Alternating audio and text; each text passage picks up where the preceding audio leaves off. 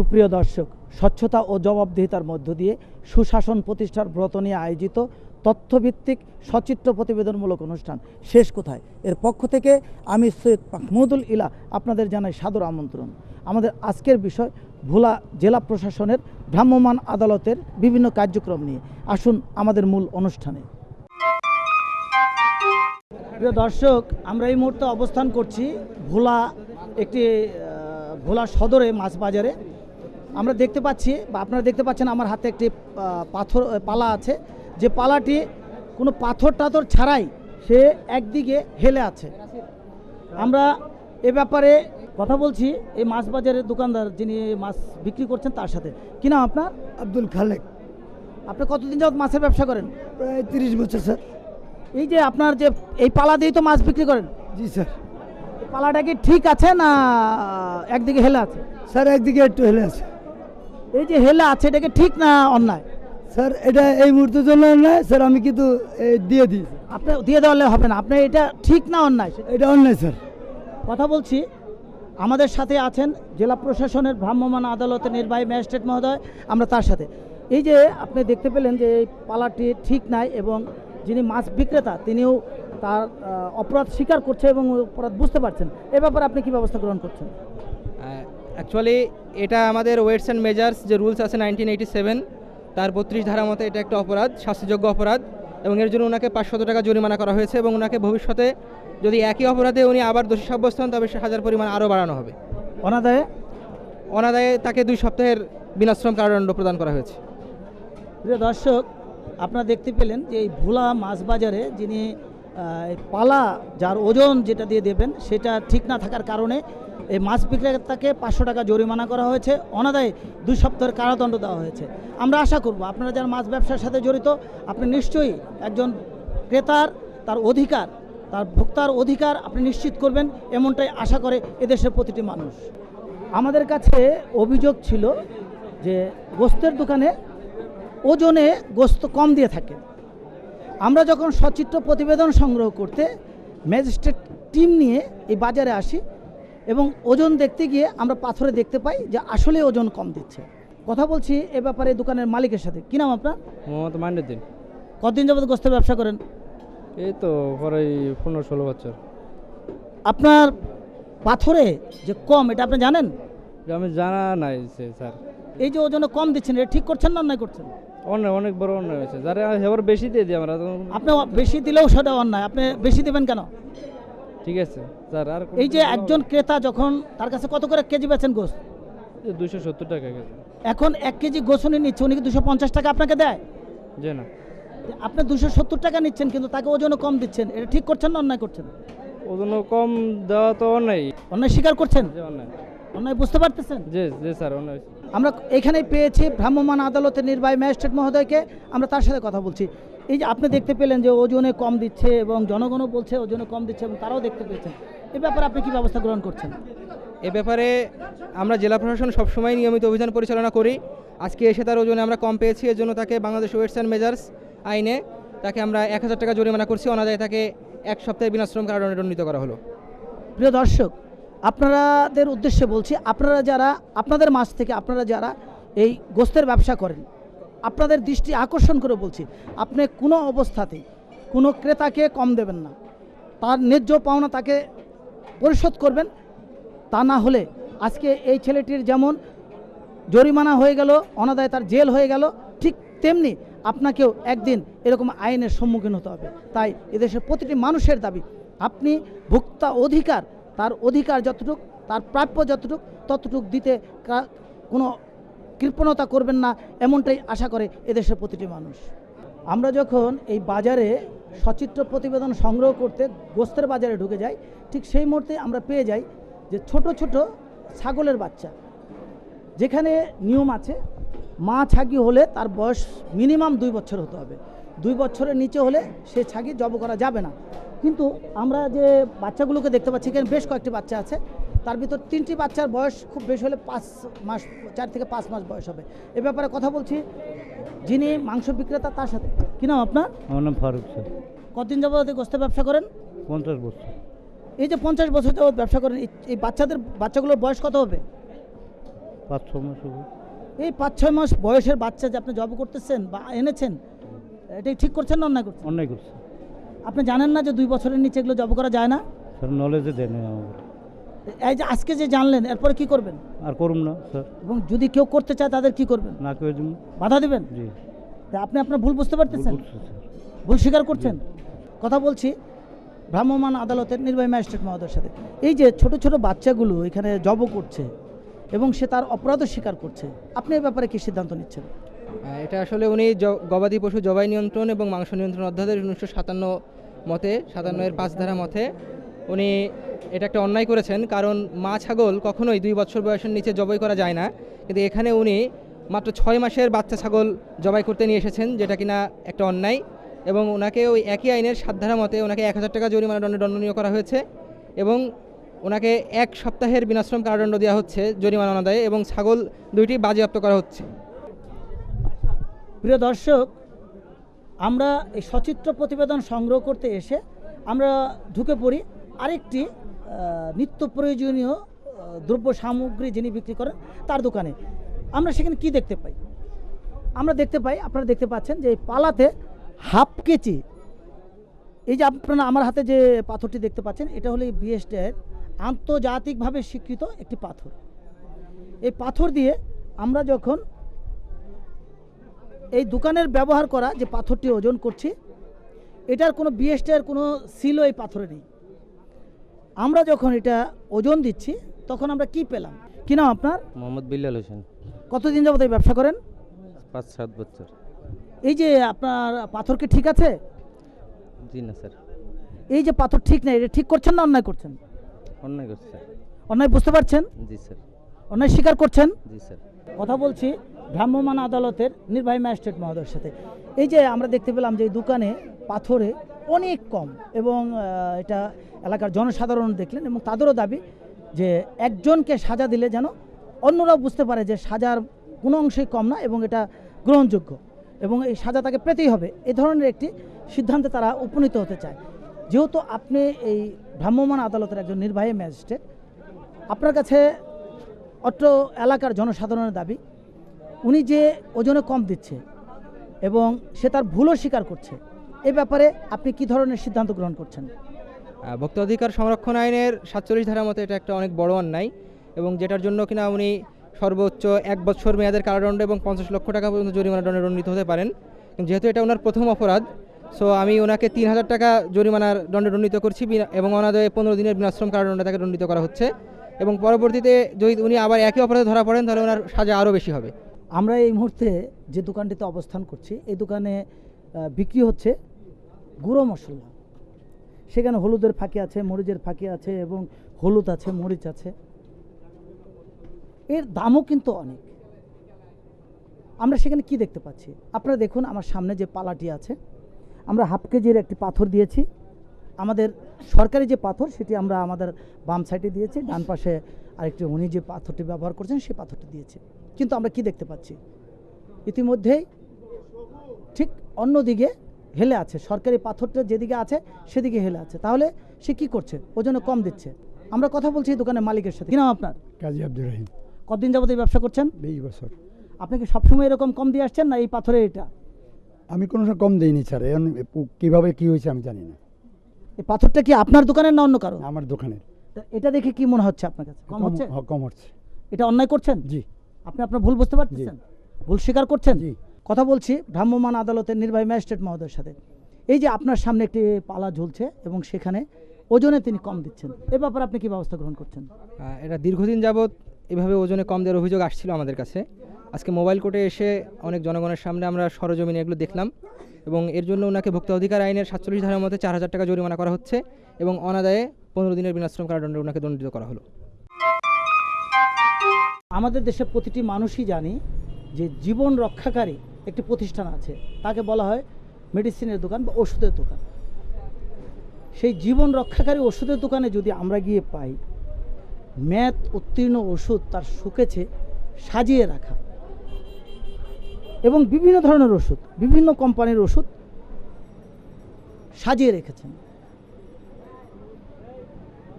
জেলা প্রশাসনের ভ্রাম্যমাণ আদালত প্রতিনিয়ত এদেরকে বিভিন্নভাবে চেষ্টা করছেন যে আপনারা কোনো অবস্থাতেই মেয়াদ উত্তীর্ণ কোনো ওষুধ রাখতে পারবেন না, এবং সেগুলো যদি থাকে আপনাকে আইনের সোপর্দ করা হবে। কিন্তু আমরা কি দেখতে পাচ্ছি, প্রশাসন বলে যাচ্ছে, ওনারা শুনে যাচ্ছেন, একদিক থেকে শুনছেন, আরেক দিক থেকে বের করে দিচ্ছেন, কিন্তু কাজের কাজ কিছুই হচ্ছে না। আমরা সংশ্লিষ্ট প্রশাসনের কাছে জোর দাবি জানাবো, এদের দৃষ্টান্তমূলক শাস্তি দিতে হবে, তাহলেই হয়তো এরা একদিন সত্যিকার অর্থে এই ধরনের জীবন রক্ষাকারী ওষুধ দিয়ে রাখবেন, এবং জীবন যেখানে নিয়ে যায় সেই ওষুধ দোকানে রাখবেন না। আমরা কথা বলছি এই দোকানের মালিকের সাথে। কি নাম আপনার? মোহাম্মদ মহসিন। এই যে আপনার দোকানে মেয়াদ উত্তীর্ণ ওষুধগুলো আছে, এটা ঠিক না অন্যায়? অন্যায় স্যার। আপনার অন্যায় বুঝতে পারতেছেন? জি স্যার। এই যে অন্যায় করছেন এটা কি করা ঠিক? এই অন্যায় যে করছেন এটা কি ঠিক? না স্যার, ঠিক না। কথা বলছি ভ্রাম্যমাণ আদালতের নির্বাহী ম্যাজিস্ট্রেট মহোদয়ের সাথে। আমরা ইতোপূর্বেই বিভিন্ন শহরের বিভিন্ন দোকানে এরকম অভিযান পরিচালনা করেছিলাম, এবং সেখানে প্রায় 1,20,000 টাকা মতো জরিমানাও করেছিলাম আমরা বিভিন্ন দোকানে। তারপরও এই অপরাধগুলো এখনও কিছুটা রয়ে গেছে। অধিকাংশ দোকানেই এখনও আইনের আওতায় চলে এসেছে, কিন্তু এখনও কিছু দোকান আইনের আওতায় বাইরে আছে। তো আমি এই অপরাধের জন্য ওনাকে 10,000 টাকা জরিমানা করছি এবং অনাদায়ে 1 মাসের বিনাশ্রম কারাদণ্ডে দণ্ডিত করছি।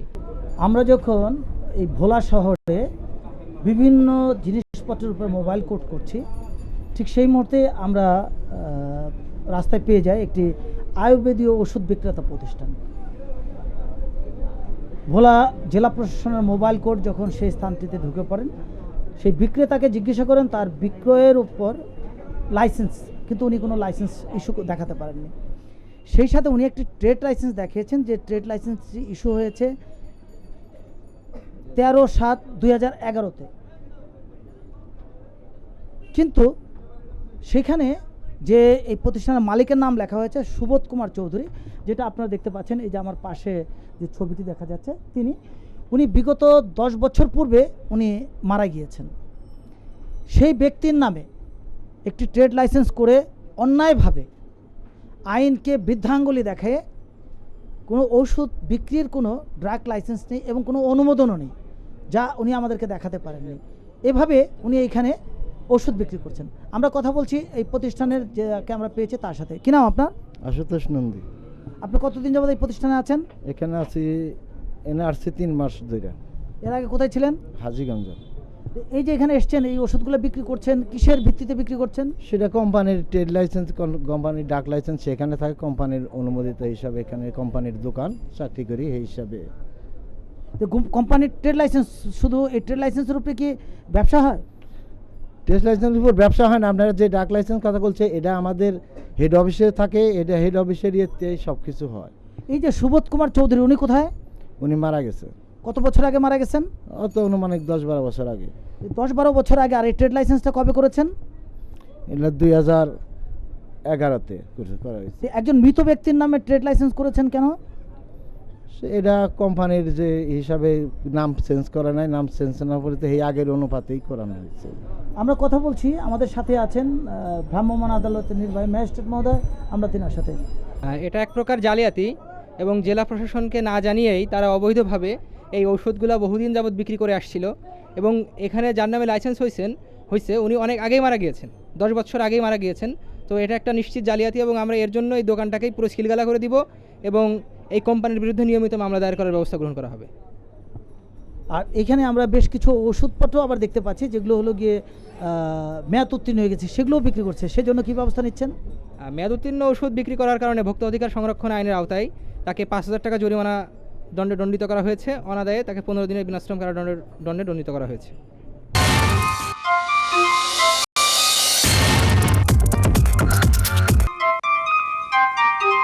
পলিথিন আমাদের দেশে উৎপাদন, পরিবেশন, ব্যবহার বা এর বাজারজাতকরণ সম্পূর্ণটাই নিষিদ্ধ, কিন্তু তারপরেও যেন আমরা এটার থেকে কোনোভাবেই বিরত হতে পারছি না। পরিবেশের ভারসাম্য রক্ষায় এই আইনটি প্রণয়ন করা হয়েছে, কিন্তু কিছু অসৎ ব্যক্তি তাদের উপর জরিমানার পর জরিমানা করার পরেও একের পর এক জরিমানা হয়ে যাচ্ছে, কিন্তু এ যেন তাদের কাছে কিছুই মনে হচ্ছে না। ঠিক তেমনি আজকে যে দোকানটির সামনে আমরা দাঁড়িয়ে আছি ভোলাতে, এই ফলের দোকান, এই দোকানদারকে ইতিপূর্বেও জরিমানা করা হয়েছিল এই পলিথিনের জন্য। আজকেও সরাসরি ভ্রাম্যমাণ আদালতের ম্যাজিস্ট্রেট মহোদয় নিজে হাতে এই পলিথিনগুলোকে দ্রুত করেন। আমরা এই ব্যাপারে কথা বলছি এই দোকানের মালিকের সাথে। কি নাম আপনার? স্যার আমার নাম দুলাল স্যার। কতদিন যাবত এই ব্যবসা করেন আপনি? স্যার আমি অনেক বছর করি স্যার, আজ 40 বছর। এর আগেও কি আপনার এই পলিথিনের জন্য ধরেছিল? স্যার আমি ছিলাম না, আমার কর্মচারী ছিল স্যার। কে ছিল? আমার কর্মচারী স্যার, আমার ভাতিজা স্যার। আচ্ছা, জরিমানা তো হয়েছিল তখন? জি স্যার। জরিমানাটা কে ভাতিজা দিছেন না আপনি দিচ্ছেন? আমি দিছি স্যার। তাহলে আপনি জানতেন যে এটা বিক্রি করা যাবে না, এটা জি স্যার। আমি এটা ব্যবহার করা যাবে না? জি স্যার, এটা অবৈধ স্যার, আমরা জানি স্যার। তারপরে কেন ব্যবহার করলেন? স্যার অপরাধ করছি স্যার। ভুল বুঝতেছেন? জি স্যার। আপনি যে ভুল করছেন সেটা বুঝতেছেন? জি স্যার। ভুল স্বীকার করছেন? জি স্যার। কথা বলছি ভ্রাম্যমাণ আদালতের নির্বাহী ম্যাজিস্ট্রেট মহোদয়কে সাথে। এই যে উনি তার অপরাধ স্বীকার করছেন এবং ভুলও বুঝতে পারছেন, এ ব্যাপারে আপনি কী ব্যবস্থা গ্রহণ করছেন? উনি একই অপরাধ দ্বিতীয়বার করেছেন। আমি জাস্ট 1 সপ্তাহ আগেই এই দোকানেই 1000 টাকা জরিমানা করে গিয়েছিলাম এই অবৈধ পলিথিন রাখার দায়ে। এবং আপনারা জানেন যে মন্ত্রিপরিষদ থেকে আমাদের উপর একটা নির্দেশ আছে যে আমাদেরকে এই পলিথিনের এগেনস্টে একটা ক্র্যাশ প্রোগ্রাম পরিচালনা করার জন্য বলা হয়েছে অলরেডি ক্যাবিনেট থেকে, এবং আমরা সেটা পরিচালনা করছিও এবং বিভিন্ন সময় জরিমানা করেছি। বাট তারপরেও তারা একই অপরাধ বারবার করে যাচ্ছেন। এজন্য আমাদের আরও কঠোর পদ্ধতিতে যেতে হচ্ছে এখন। এবং এই দ্বিতীয়বার এই পলিথিন অবৈধভাবে মজুদ রাখার জন্য তাকে আমি 2 মাসের বিনাশ্রম কারাদণ্ড এবং 5000 টাকা অর্থদণ্ড, উভয় দণ্ডে দণ্ডিত করেছি। এবং 5000 টাকা অনাদায়ে তাকে আরও 1 মাসের বিনাশ্রম কারাদণ্ডে দণ্ডিত করা হলো।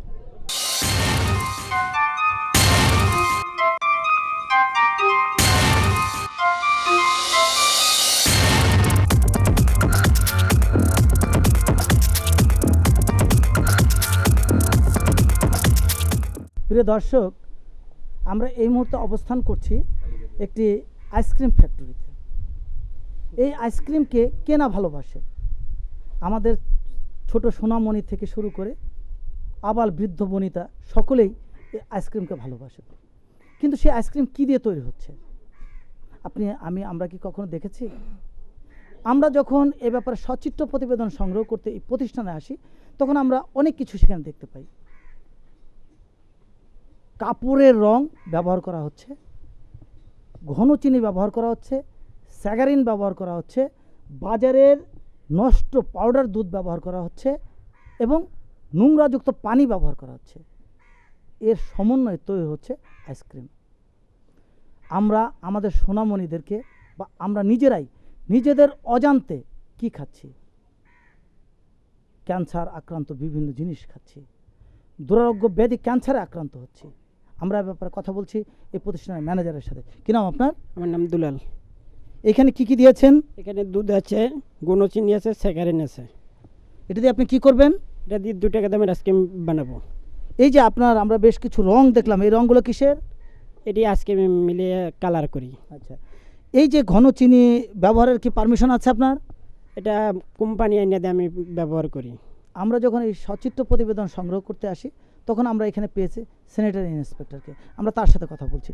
এই যে অস্বাস্থ্যকর পরিবেশে এখানে যে আইসক্রিম তৈরি হচ্ছে, আপনি কি কখনো এই ব্যাপারে দেখেছেন? হ্যাঁ, দেখেছি, বহুবার তাদেরকে বলা হয়েছে এবং নিজের সরজমিনের সাথে বলছি যে এইটা অস্বাস্থ্যকর এবং এগুলি রং টং কোনো কিছু ব্যবহার করতে পারবে না। তাদেরকে এর পূর্বেও জরিমানা করা হয়েছে এখানে আচ্ছা। কিন্তু আজকে এসে কি দেখলেন? আজকে দেখছি আরও আগের চেয়ে আরও অবনতি হচ্ছে।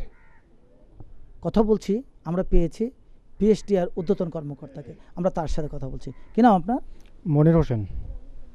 এই যে এখানে আপনারা দেখতে পেলেন বা আমরা দেখতে পাচ্ছি, এই জিনিসগুলো কি? জিনিসগুলো আমরা ফ্যাক্টরিতে ঢুকেই পেলাম সিনথেটিক কালার মনে হচ্ছে। হ্যাঁ, তারপর স্যাকারিন পাওয়া গেছে যেটা ব্যবহার করার পারমিশন নাই। ঘন চিনি পাউডার দুধ দিয়ে এটা গরু দুধ হিসেবে বিক্রি করতেছে, ক্রেতাকে ঠকানো হচ্ছে। আরও আমরা দেখতে পাচ্ছি যে এখানে একটা জিনিস আছে, খুব নোংরা অবস্থায়, চারদিকে পাঙ্গাস পড়ে গেছে এবং এটা কত দিনের এটা ঠিক বলা যাচ্ছে না। প্রিয় দর্শক, এই যে আমরা এখন আইসক্রিম ফ্যাক্টরির ভিতরে আছি, এই যে আপনারা দেখতে পাচ্ছেন, এই যে জিনিসটা দেখতে পাচ্ছেন সম্পূর্ণ একটা নোংরা জায়গাতে ছিপছিপা এবং বাজে একটি অবস্থানে এখানে কিছু পাউডার মিশিয়ে এবং ভাতের মাড়টার এই সকল দিয়ে একটি অখাদ্যকর পরিবেশে তারা আইসক্রিম তৈরি করছে। একে বলছে আইসক্রিম তৈরির জন্য যে সকল জিনিসের দরকার সেগুলো। আপনারা এই দেখতে পাচ্ছেন যে অত্যন্ত নোংরা এবং এত নোংরা যে কিছু বলা যাবে না। এগুলোর ভিতরে এরা আইসক্রিম তৈরি করছে। এই নোংরা পানি দিয়ে, নোংরা জিনিসপত্র দিয়ে তারা আইসক্রিম তৈরি করছে এবং এটা অত্যন্ত একটা নোংরা অবস্থা ভিতরে আমরা দেখতে পাচ্ছি। এখানেই দেখুন যে এখানে তারা লিচুর ফ্লেভার দিয়ে তারা এগুলো ভিজিয়ে রেখেছে। প্রিয় দর্শক, এখানে যে পানিগুলো আমরা দেখতে পাচ্ছি এখানে পিছিলযুক্ত।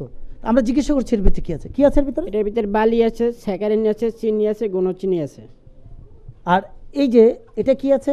এটার ভিতরে আছে স্যাকারিন আছে, চিনি আছে, বালি আছে, চিনি আছে, আর দুধ আছে। প্রিয় দর্শক, আসলে আমাদের ভাবতেও কষ্ট লাগে আমরা কি খাচ্ছি, আমাদেরকে কি খাওয়ানো হচ্ছে। এই ধরনের একটি বাল্লিকে এবং নোংরাযুক্ত পানিতে তারা রেখে মানুষকে বিভ্রান্ত করছে। আমাদের সোনামণিরা যখন এ ধরনের বিভিন্ন কালার দেখছে তারা অস্থির হয়ে যাচ্ছে, তারা খাবে। আমরাও বাধ্য হচ্ছি আমাদের সোনামণিদেরকে একটু কিনে দিতে, কিন্তু আমি তো আমার অজান্তেই আমার সন্তানকে, আমার প্রিয়জনকে দুরারোগ্য ব্যাধি ক্যান্সারে আক্রান্ত করছি। আমরা আপনাদের কাছে সবিনয় অনুরোধ জানাবো, আপনার ঘরের সন্তানটিকে আপনি অন্তত এই সকল জিনিস থেকে বিরত রাখুন। আমরা দেখেছি এই অপরাধ যিনি করেছেন, আমরা তার সাথে কথা বলি। আপনি এই জিনিসগুলো যে করছেন ঠিক করছেন না অন্যায় করছেন? অন্যায়। অন্যায় বুঝতে পারছেন? জি। অন্যায় স্বীকার করছেন? জি। কথা বলছি ভ্রাম্যমাণ আদালতের নির্বাহী ম্যাজিস্ট্রেট মহোদয়ের সাথে। এই যে তারা বিভিন্ন ধরনের রং, ঘন চিনি, স্যাগারিন, তারপরে মেয়াদ উত্তীর্ণ দুধ এবং ভাতের মার, তারপরে হলো গিয়ে বার্লি, এই সকল দিয়ে অস্বাস্থ্যকর পরিবেশে তারা আইসক্রিম তৈরি করছে। ইতিপূর্বেও আপনারা এখানে মোবাইল কোর্ট করেছিলেন। আজকে এই সকল জিনিস দেখার পরে বা সে স্বীকারও করছে, এ ব্যাপারে আপনারা কী ব্যবস্থা গ্রহণ করছেন? ইতিপূর্বে এখানে আমাদের একটি টিম এসে মোবাইল কোর্ট চালিয়ে গিয়েছিল, তো তখনও তাদেরকে আমরা সতর্ক করেছিলাম, জরিমানা করেছিলাম। তো তারা আমাদের সতর্কবাণী শোনে নাই এবং এটা কন্টিনিউ করেছে, যার জন্য এবার তাদেরকে আমরা আরও বেশি পরিমাণ জরিমানা করেছি। 30,000 টাকা জরিমানা করা হয়েছে এবং যে ম্যানেজারকে গ্রেপ্তার করা হয়েছে 30,000 টাকা জরিমানা অনাদায়ে তাকে 2 মাসের বিনাশ্রম কারাদণ্ডে দণ্ডিত করা হয়েছে। এবং তাছাড়াও এই কারখানাকে আমরা এবার সিলগালা করে দিচ্ছি, যাতে করে এই কারখানা আর উৎপাদনে না যেতে পারে। এবং এই সমস্ত জব্দকৃত রং, যেটা নকল চিনি, ভেজাল গুঁড়ো দুধ এবং তৈরিকৃত আইসক্রিম আমরা ধ্বংস করে ফেলছি। প্রিয় দর্শক, আপনাদের কাছে আমাদের সবিনয় অনুরোধ থাকবে, আপনারা কোনো অবস্থাতেই এই ধরনের উৎপাদিত পণ্য আইসক্রিম আপনারা আপনাদের পরিবার পরিজনকে খাওয়াবেন না, তার থেকে অবশ্যই বিরত থাকবেন। আর যারা এই ব্যবসার সাথে জড়িত তাদের কাছে সবিনয় অনুরোধ থাকবে, আপনারা আপনার কাস্টমারকে, আমাদের সোনামণিদেরকে, আমাদের আগামী প্রজন্মকে একটি সুন্দর পরিবেশে গড়ে ওঠার সুযোগ করে দেবেন, এমনটাই আশা করে এদেশের প্রতিটি মানুষ।